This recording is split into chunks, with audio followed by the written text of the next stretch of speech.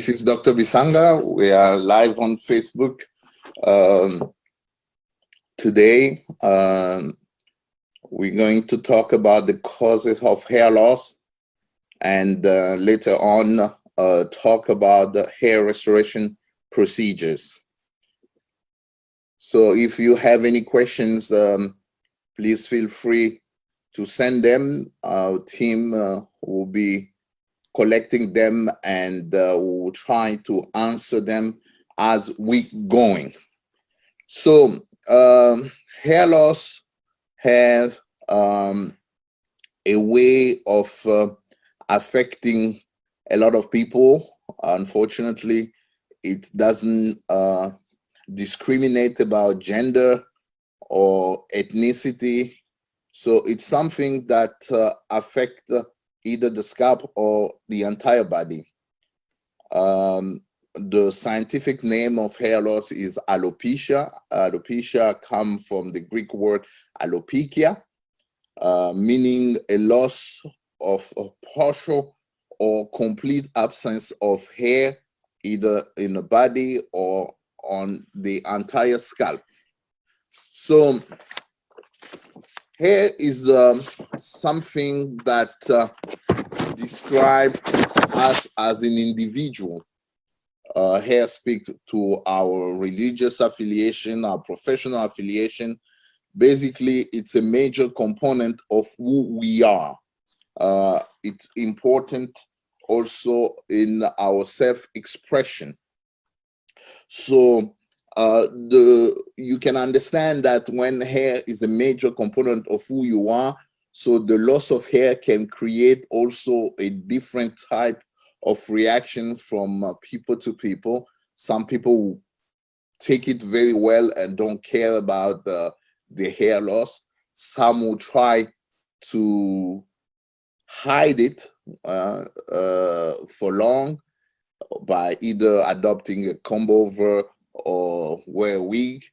And but in general, most patients will describe a feeling of loss of self-esteem and self-confidence. So that's why when we speak about hair loss, it's something that touches people seriously.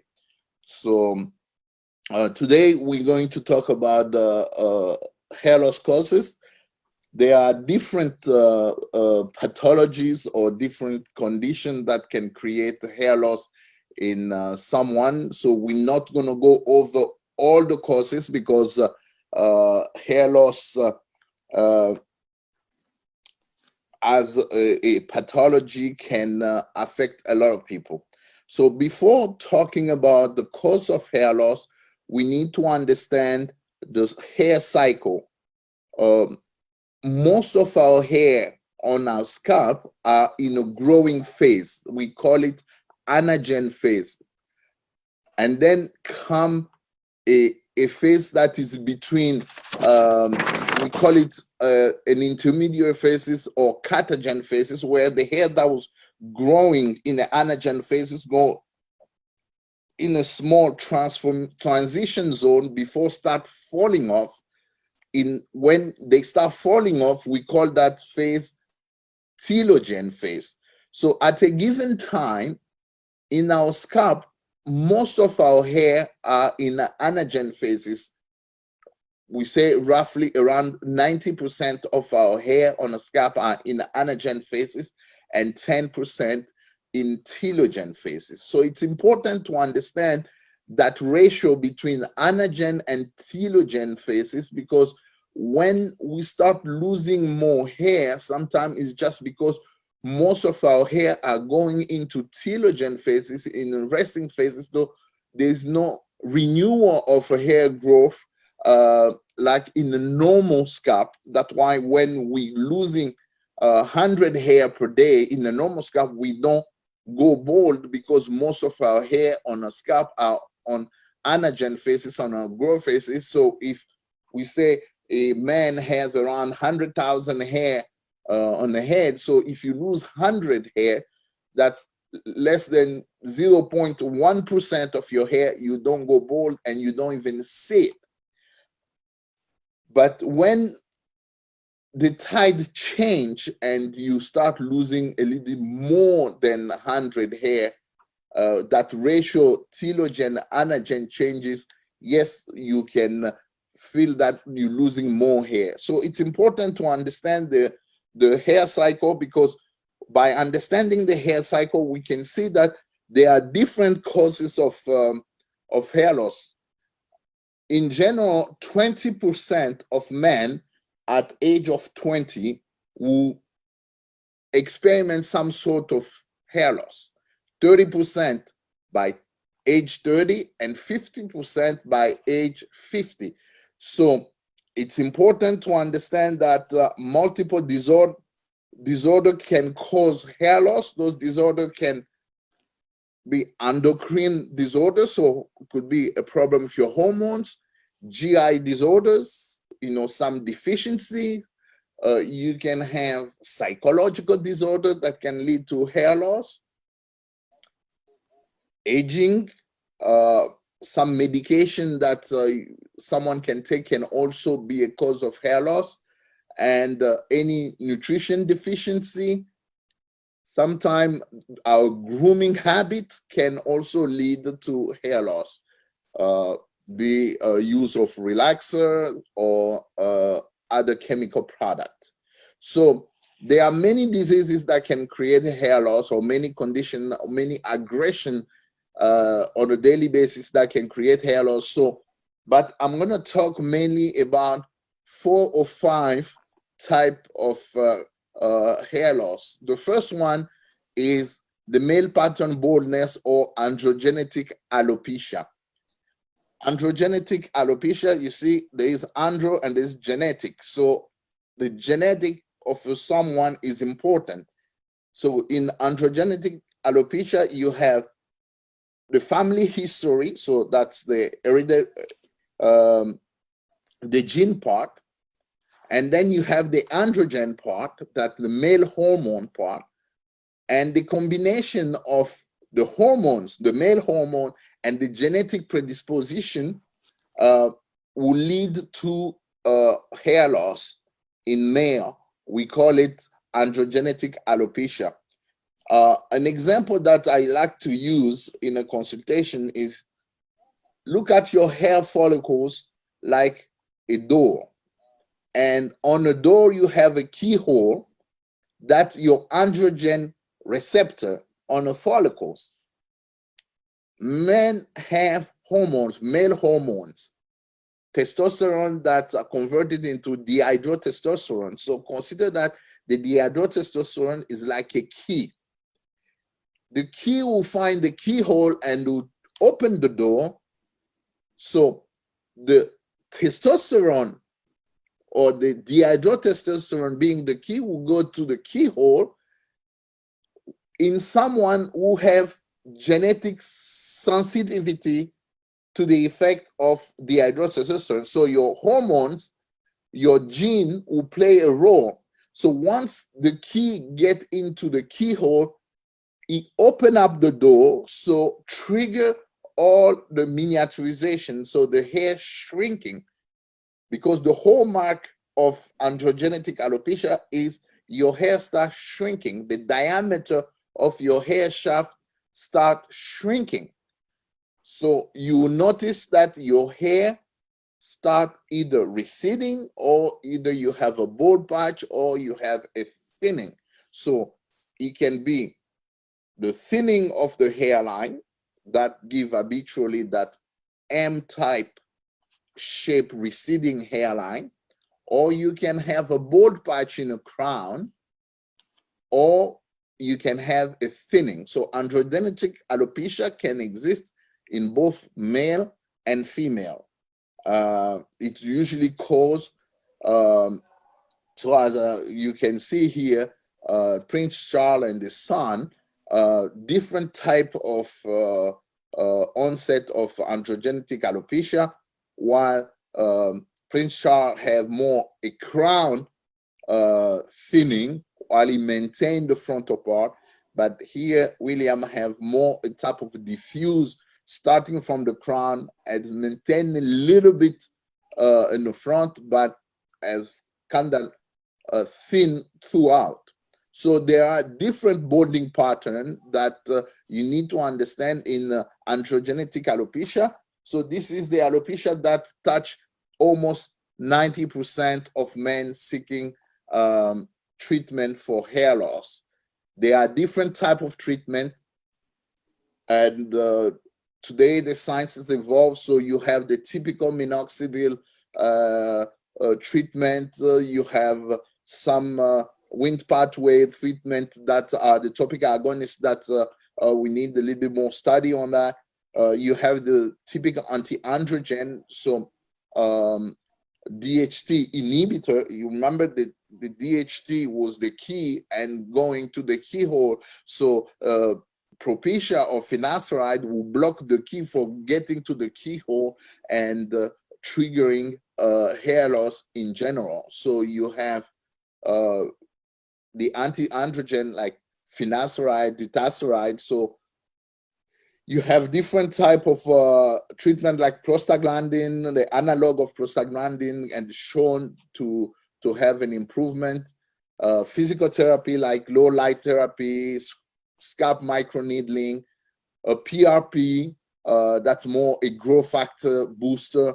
And then the study for tomorrow, I think, is going to be mainly stem cells, where fat are harvested and injected into the scalp, and showing some improvement in terms of hair shaft diameter and hair growth. But more study need to be done when it comes to stem cells in general.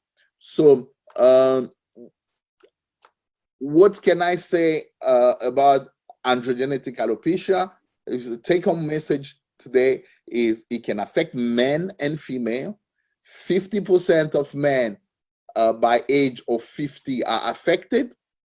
There are several new treatments and that have emerged. There are low dose of oral minoxidil that is really being useful, especially for female, with very little side effect. I know there is a lot of controversy when it comes to finasteride side effect, because it can create a lot of what we call post-syndrome finasteride, but minoxidil tablet doesn't have that side effect. Dutasteride, that is also an anti-androgen, can also be given in mesotherapy form. So there are some study from Spain with Dr. Sergio Vano that have shown to be really showing improvement and dutasteride being more effective than finasteride, but with also a cocktail of side effect. Low light therapy, microneedling, can also be part of a regimen of treatment, not the sole treatment, but something that we can add to a battery of treatment. Platelet rich plasma, everybody talk about PRP, but there are studies showing that it can have an improvement, but I haven't seen someone grow hair wow with PRP. So we still offer it, but it cannot be just a standalone procedure where people think that just using PRP will help in terms of growth. Stem cell therapy, probably the future, but again, we need more study for that. So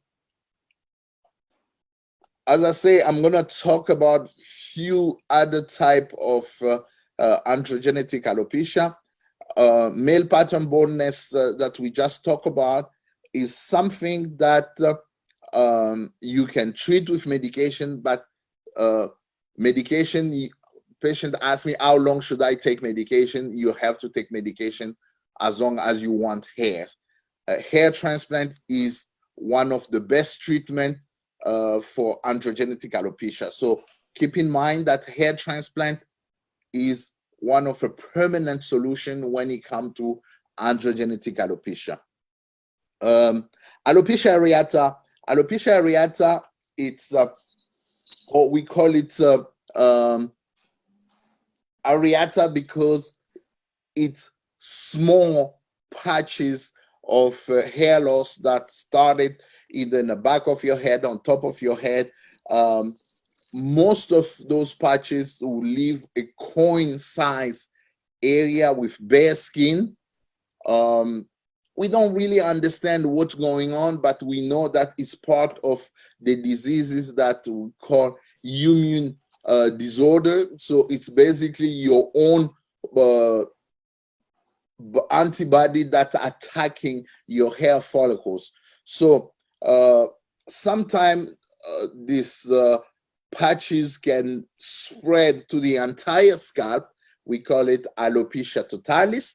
When it affects also all the body hairs, we call it alopecia universalis. So it's a most common form of hair loss after androgenetic alopecia. That's why I talk a little bit about this. But when you have this, please see your dermatologist, because alopecia areata affect men and women equally, and it can happen in all ethnicity. So it's important also to find the trigger point. Sometimes the stress can lead to that. But in this alopecia areata, hair transplant is not recommended. This is an alopecia or a hair loss that can be treated with medication, but you have different type of medication to treat alopecia areata. On this slide, you can see the typical bald patch that happen either in the back of your head, on top. It can happen on the beard, on the eyebrows, and all that. So it's important to know that alopecia areata, most of the time, it resolves by itself within a year. So no hair transplant is indicated in this case. So the third alopecia or loss of hair that I want to talk, it's part of what we call scarring alopecia. Why scarring? Because there is the skin is affected as well, and frontal fibrosing alopecia can happen in men and women, although the disease was described most in postmenopausal women, but I start seeing it even in young women. We don't really understand the disease, but what we know, it affects most women than men. It can affect the frontal temporal area, or also eyebrows. If you see on the picture on the slide here, it affects the frontal hairline. You can see there are some what we call lonely hairs in front of the hairline. And if you look at the side, you have a frontal temporal recession, basically above the ear going to the front, hair kind of recede, and you have those lonely hairs, and sometimes you have eyebrows that are affected. It looks like they've been plucking the hair on the eyebrows, but usually with this condition, patient can complain or not about scalp being itching. So they have itching of scalp. Frontal fibrosing alopecia, it's a condition that do not require hair transplant. It is an immune disorder system disease, so no hair transplant. Dermatologists are the most appropriate doctor to treat it. Lichen planopilaris is another form of scarring alopecia. It can affect the scalp either as a patch or entirely.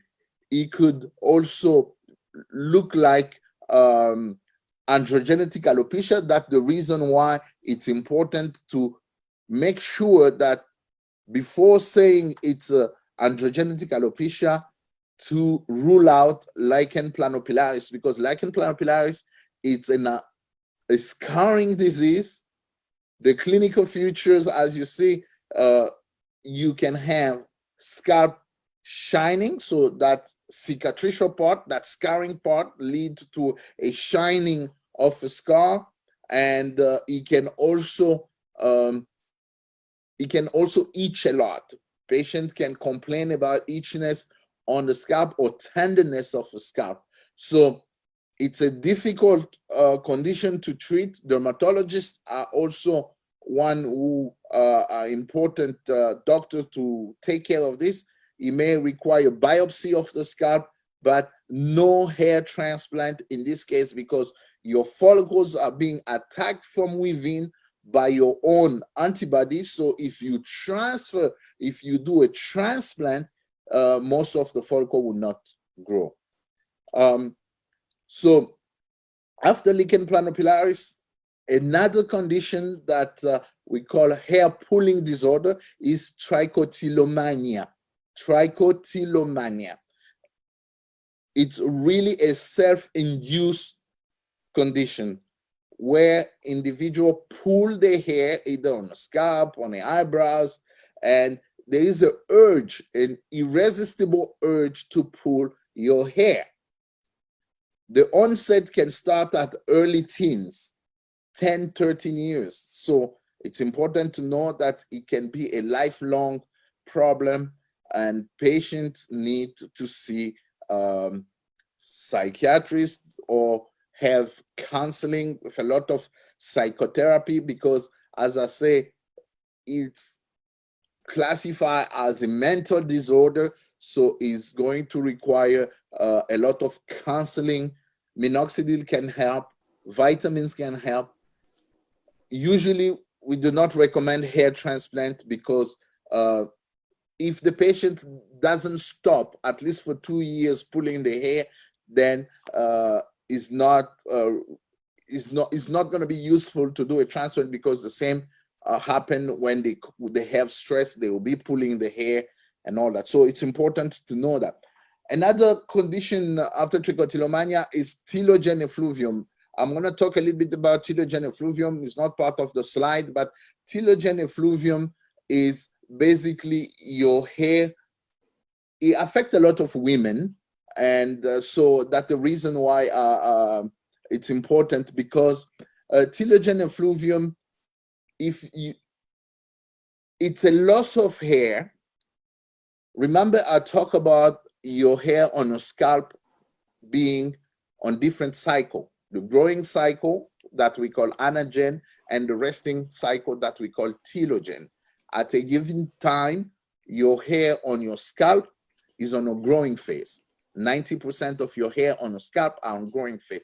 So when you have seasonal changes, like in winter, where you have less exposure to sunlight, you have less vitamin D, your hair cycle can change, where you have a little bit more hair in a resting phase than in a growing phase.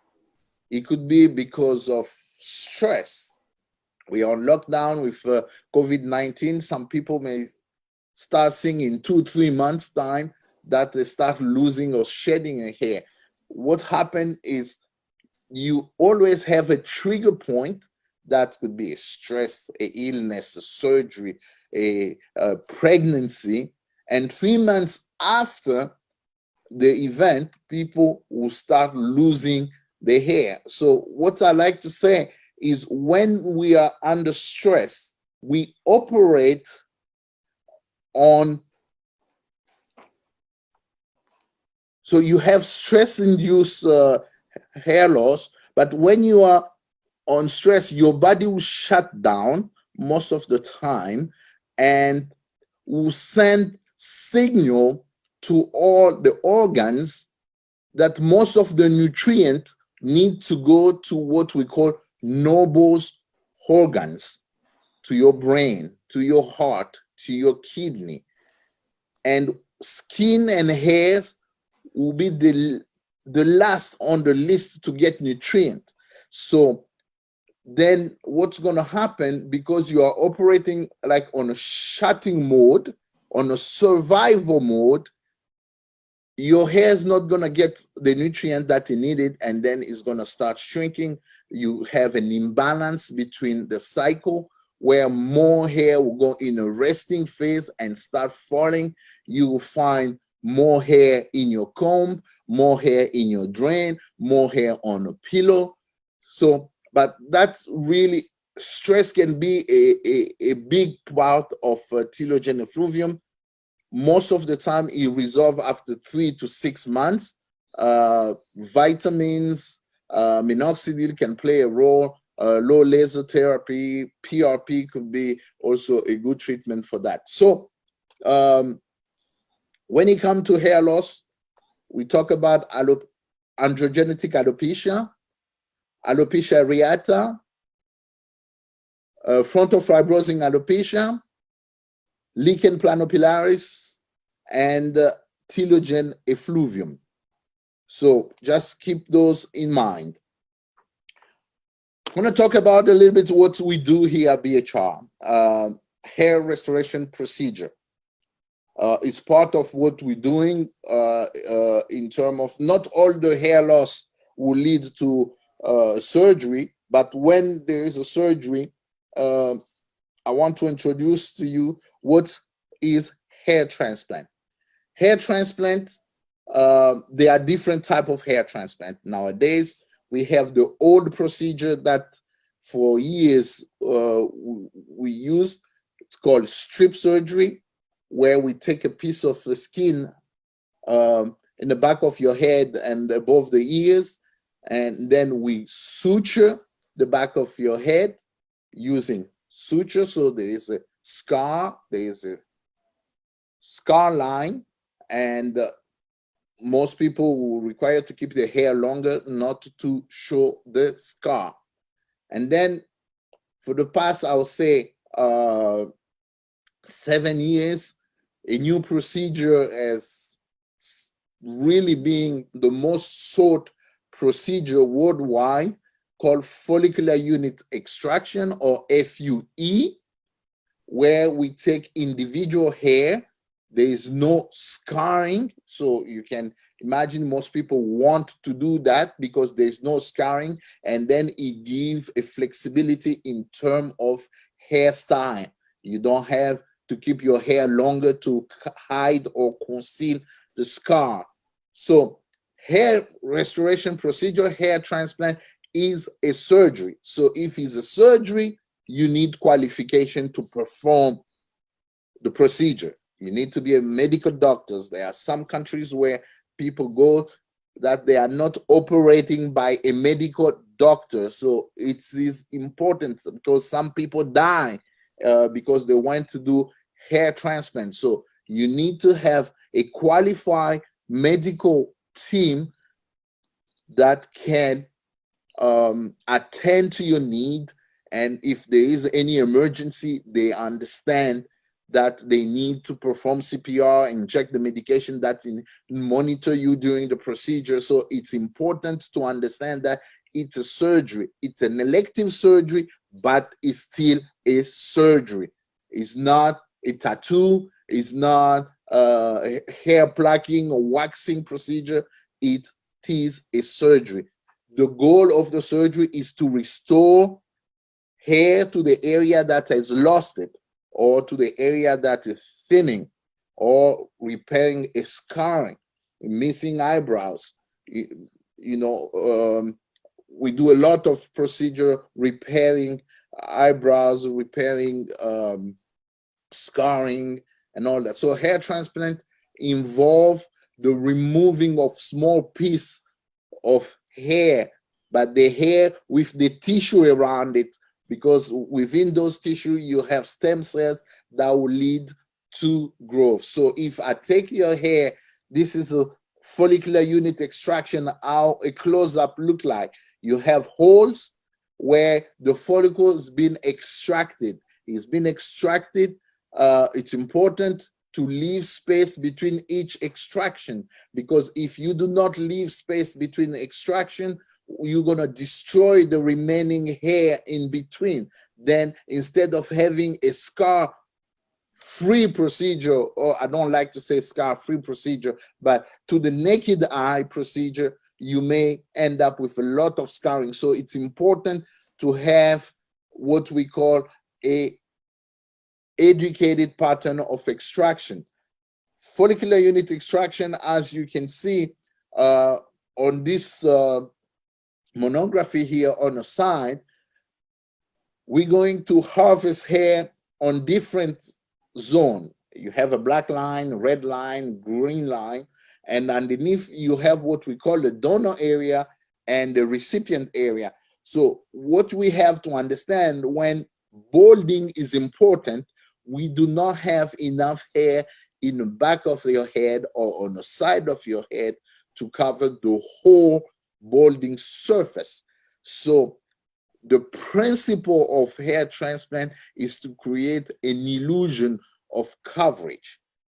Why an illusion of coverage? Because we cannot give you a full coverage. We have maybe in someone donor, if you have an excellent donor, we can take around 8,000 grafts. But if you completely bald, you may require 12,000. So it doesn't add up. So it's important in extensive baldness to understand the limitation of the technique. And sometimes we can harvest hair from your beard, from your chest, to make up the difference of what we don't have in a scalp area. So FUE, as I say, is one of the most sought procedure nowadays. You got to remember, in 2004, 2003, there were little of us doctors worldwide who were practicing this technology. I started doing FUE in 2002. So when a handful of doctors, less than 10 doctors worldwide, were practicing FUE. So it's a procedure that has grown in popularity now, but it's a good procedure, but in the wrong hand can become a very difficult procedure. So FUE indication, who are candidates for FUE procedures? It's usually available to those who do not want to have a scar in the back of the head. They want to keep the hair shorter. If you want to keep your hair shorter, you don't want to have a scar. So basically, this is the procedure for you. Obviously, you need to have some good density, good strong hair in the back of your head. For patients who are what we call Norwood 2 to 5. Norwood is a classification of hair loss.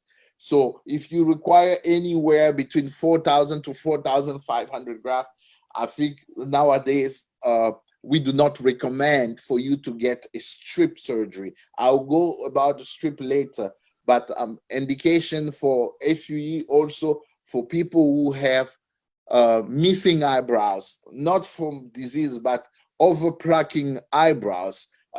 We can restore it by using FUE. People were born with cleft scarring when they were kids. They're missing a beard because they have a scar. So we can also add hair using FUE. We can do eyelashes. Yeah, people were born with less eyelashes or want a lot of eyelashes. You can do a procedure also. So FUE also in patients who have had procedures in the past where there is a lot of scarring and there's not enough area. So basically with FUE, you can cherry pick and go and get hair all around the donor.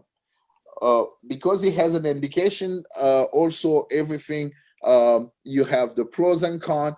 What usually when patients ask me, why should I not get FUE? I'll say, if you're not willing to shave your hair shorter, do not do FUE.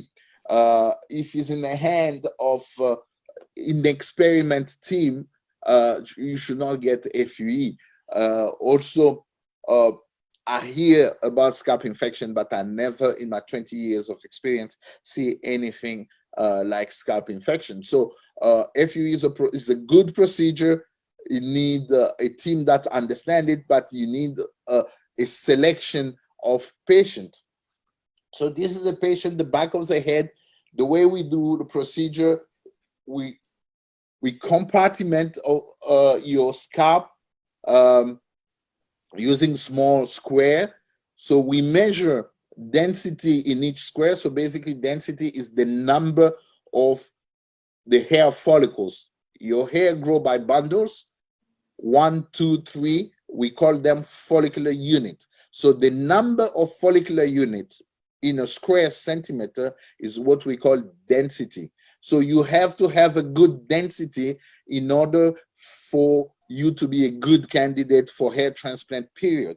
So, and then we have area, if you look within the green line, those are the area where even if you balding in the future, this hair will stay with you. Those are permanent hair.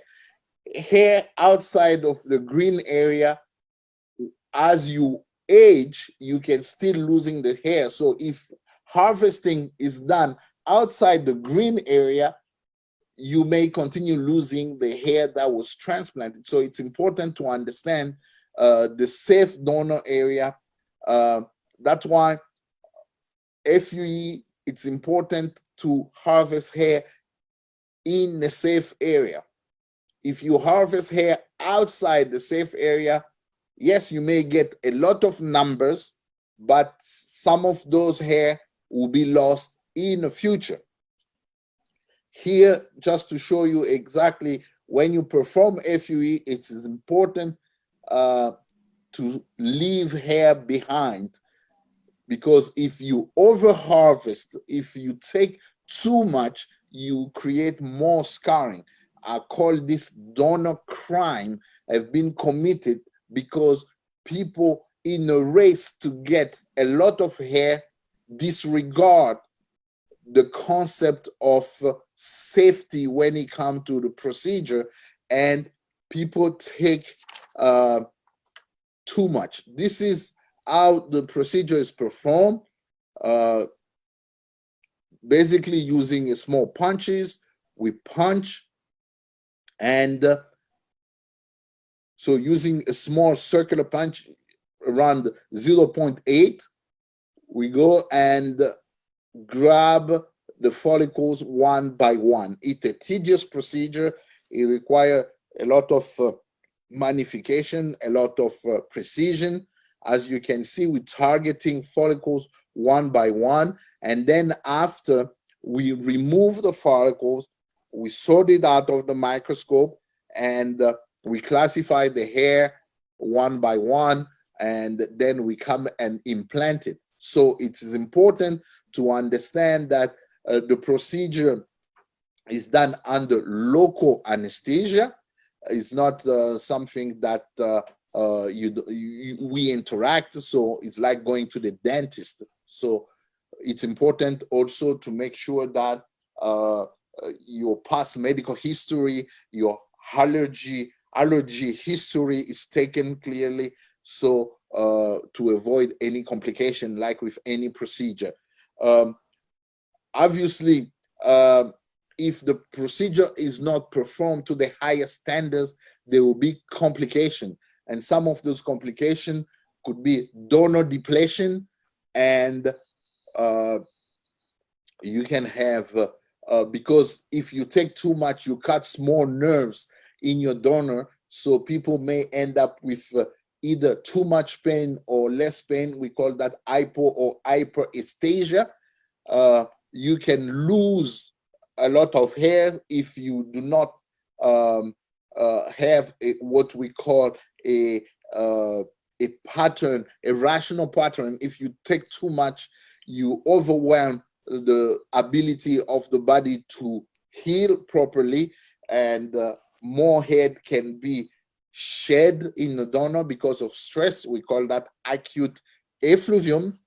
You can have folliculitis, basically ingrown hair, hypopigmentation, when the color of the skin is missing, sometimes when you push the follicle too deep, creating cysts, and in some worst case scenario, when things are taken to the extreme, people can have necrosis, basically a dead of a part of the follicle. Those are the type of crime that we're seeing because of poor donor management. So on the left, or on my left, sitting in front of the computer, on my left is hypopigmentation. In the middle is over harvesting, and on the right is over harvesting, taking to another step. Those are what are called donor crime, because people who took the hair disregard any simple basic principle of this procedure. So it's important that the people are aware that donor harvesting, it's a key to a successful practice. Once the hair has been harvested, we have to create holes where we're going to place the follicles. On the left, there's a video showing just how we create the incisions. They have to match your existing hair directions.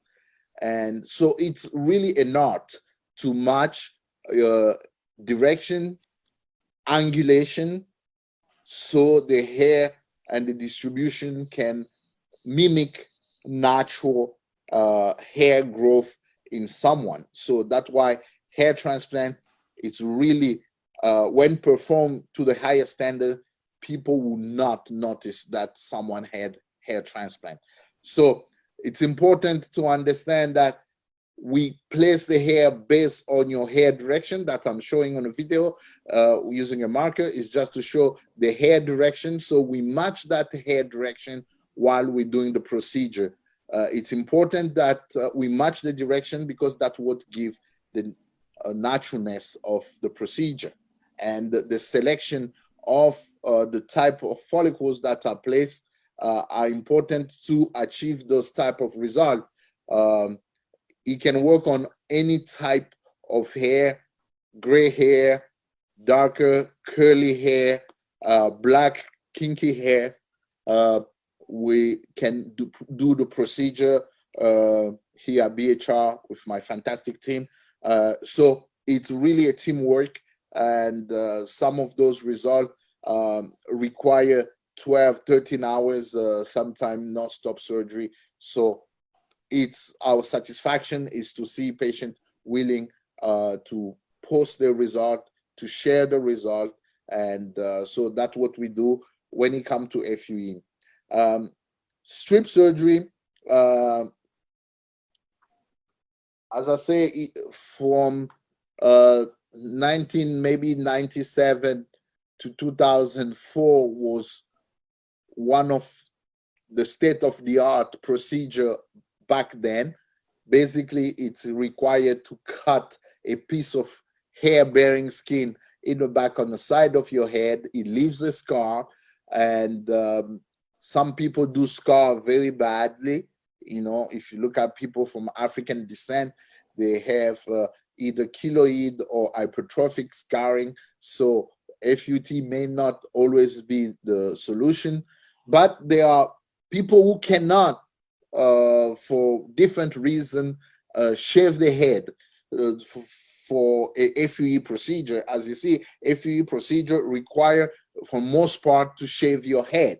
So women, transgender patients, and people who do not want to shave really want to perform this type of procedure. So it's not an outdated procedure. It's still there. It still has indication, and we still perform some of the strip surgery, but the indication have been limited to these categories of people who do not want to shave their head. Any complication with strip is mainly scarring, because people heal differently. So you can have a pencil line to a scar of 1 or 2, I would say 4 or 5 millimeter scar. But in people who do not heal well, you can have a big hypertrophic scar. And then you can combine both procedures. You can take an FUE, an FUT, and body hair in people who need more grafting, people who had past procedures with a lot of scarring, burn victims, who have little to no hair. You can combine both techniques to get the maximum number of hair, and so you can place it here on the left. We have strip scarring and some FUE. On the right, we have a scarring from FUT, strip surgery, and then above and below FUE extraction. So the combination of a procedure, because we can add also body hair to it. That's the next procedure that I'm going to talk about, especially when people have extensive hair loss. We remember I say we do not have enough hair in the back of the head to cover everything. So we are require some time to go and harvest beard. Beard is a good source of covering, especially in a crown. So body hair is a procedure that we do on a regular basis. We can take hair from your chin on the side and implanted it on your scalp. We do not put body hair in the front on the hairline because it's coarser, but body hair is a good procedure. And so for people with extensive baldness or people who have scarring, it's important to know that body hair can be a source. On the lower picture is a patient of mine who got chemotherapy that has destroyed almost all his hair on the side of his head, on top. So we use body hair. Thank God he had a lot of body hair. We use body hair to restore the side and everything, and basically give him his life back. He beat the cancer, he beat the hair loss, so he's a happy camper. But when people have extensive loss, body hair come to play. When people have had multiple procedure down the line that have left the scalp scarring and all that, so we don't have a choice then to take body hair. Those are examples of people who had surgery in the past, in the 80s. They were using big punches. They were not really paying too much attention to the healing of the donor. So when you have a patient like that, when you shave him, you don't have a choice. You have to combine technique to try to get whatever hair you have to try to fix them. So it could be challenging, but this is part of what we do. 30% of our procedures are repairing procedures, so we love to do them. And and body hair heal pretty well. Here is a patient who had, we did a lot of body hair on him, and you can see that by getting some basic protocol where we follow the harvesting protocol, we can leave basically the chin with almost no scarring, because we do not take everything. We take 1 out of 4. So when the patient shave their beard, shave their side, you still see some missing spot, but you're not seeing any scarring. So we do not, here at BHR, I do not believe in arm, leg, belly, armpit, pubic hair harvesting, because some of the area are wet, so the healing is not good, and most of the leg hair are not sustainable. You don't have a lot of growing hair, and as we grow older, we tend to lose our body hair, especially legs hair. So that's why I don't personally use it. So, and we use body hair, especially in repairing scarring. This is a patient who had multiple surgery that left him with a huge scar, more than 4 centimeter scar. We place almost around 3,000 beard. So you can see on the lower part the healing. And so body hair do work in a scar. Burn victim, also you can use body hair. So body hair is a good option for those who do not have enough donor area, or people who have a lot of scarring. So in conclusion, to restore someone normal appearance, we have some time to combine technique, because standard hair transplant technique may not be sufficient. So it's important to understand that we can combine technique. Here at BHR, we do use all techniques, because we believe that it's important for a hair transplant doctor to master all the techniques. So all the doctors that are trained, they end up practicing FUT, FUE, body hair. I'm seeing Antonio there. I'm seeing Leandro. I'm seeing Bash. Antonio is our dermatologist in Malaga. Very good at strip, FUE, body hair. So we're training our doctor to make sure that they understand both technique. People sometimes come to me and say they want things to look symmetrical, and I keep on telling them a hair transplant should not look very symmetrical, because it may look fake, it may look artificial. Symmetry is not something in nature, it's a creation of human beings. So a good hairline should not look very symmetrical. And but it's important to have a discussion with the patient before the procedure to set some surgical priority and to have a good plan. And so hair transplant is truly an art.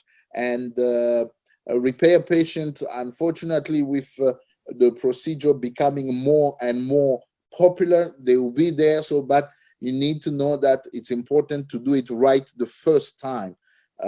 So here at BHR, we are available for questions. We are available for you to get in touch with us. So you can follow us on our different channel. We have material, and the presentation today will be also available on our regular channels. So feel free to subscribe our YouTube channels, and so you can get more information about the hair transplant, what the consultation should look like, body hair indication, hair loss in women. So thank you for watching, and we'll probably keep this Facebook Live every 2 weeks. They will announce the next Facebook Live. So if you have questions, feel free to ask, and thank you for watching.